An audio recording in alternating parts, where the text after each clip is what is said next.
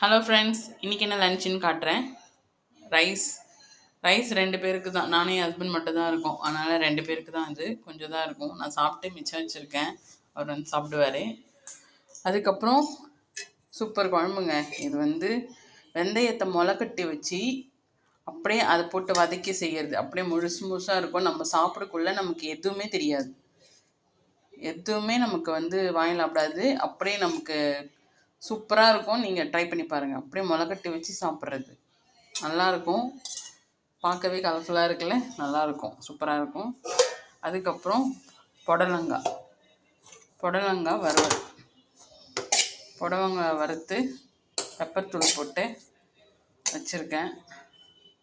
இதுவும் நல்லாயிருக்கும். இதுக்கு காம்பினேஷன் சூப்பராக இருக்கும். ட்ரை பண்ணி பாருங்கள். பிடிச்சிருந்தால் லைக் பண்ணுங்கள், சப்ஸ்கிரைப் பண்ணுங்கள்.